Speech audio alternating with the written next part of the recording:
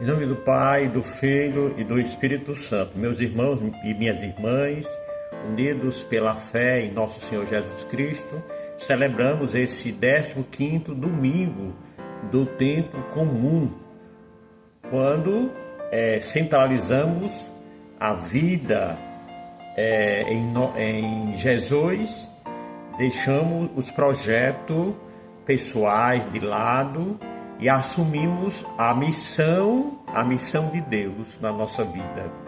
Por isso, centrados em Cristo, não anunciamos palavras próprias, um projeto próprio, uma salvação própria.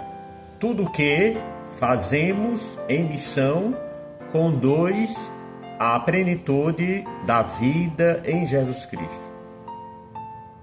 Profeta, nós ouvimos aí, através da primeira leitura, que o profeta Amós viveu por volta do ano 760 a.C., nesse período em Israel, que era o rei norte, reinava Jeroboão II.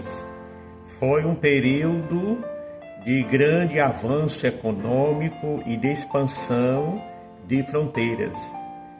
Ao mesmo tempo em que a riqueza crescia para alguns, a pobreza se tornava evidente, mais forte diante dos pobres e desfavorecidos do reinado.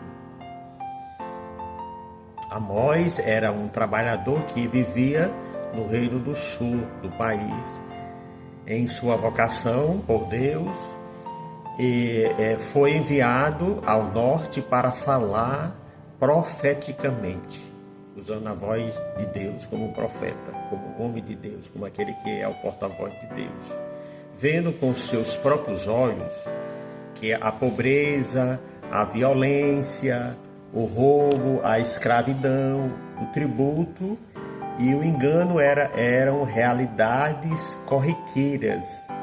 Ele passa a profetizar contra aqueles sujeitos que geravam a violência. O sacerdote Amazias expulsa o profeta da região, quando ele diz: sai e procura refúgio em Judá. Ele vai mais longe e diz, com todas as letras, para o profeta Amós: mas em Betel não deverás insistir em profetizar, porque aí fica o santuário do rei e a corte do rei. O próprio templo, que deveria ser espaço de adoração ao Deus libertador, havia sido usurpado pelo rei e transformado em propriedade particular. Em Betel, as palavras do rei eram mais importantes e mais valiosas do que as palavras de Deus.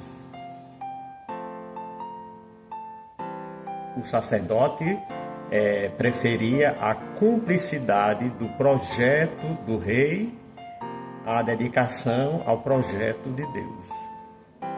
E, nesse sentido, a religiosidade dele em nada o ajudava diante de Deus.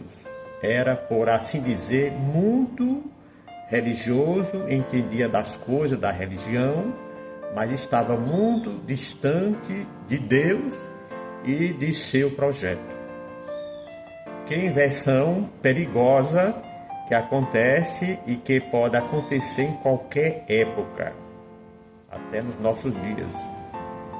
Nossas vidas devem ser reflexo da palavra de Deus e não reflexo dos nossos interesses pessoais, e muito menos devemos pensar que Ele trabalha para realizar nossos interesses pessoais. Somos nós os adoradores de Deus e não o contrário. O salmista, portanto, descreve a restauração da vida dos exilados. Trata-se de uma missão.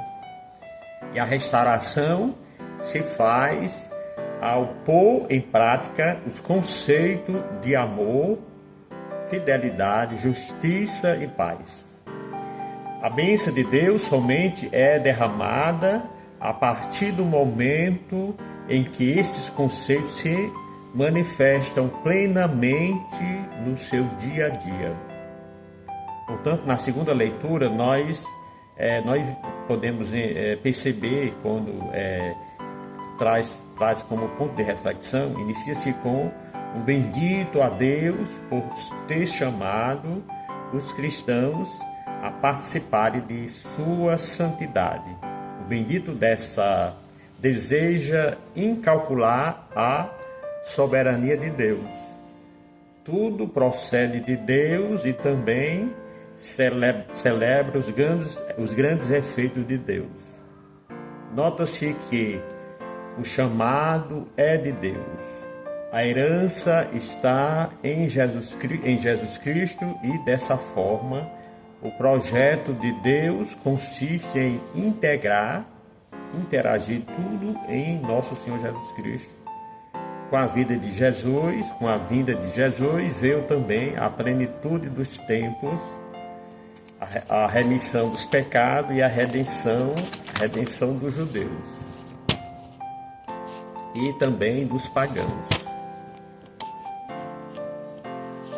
Portanto, Deus, sendo infinito e santo, convida os seres humanos a participar de uma relação que não haveria condições de vivenciar sem o seu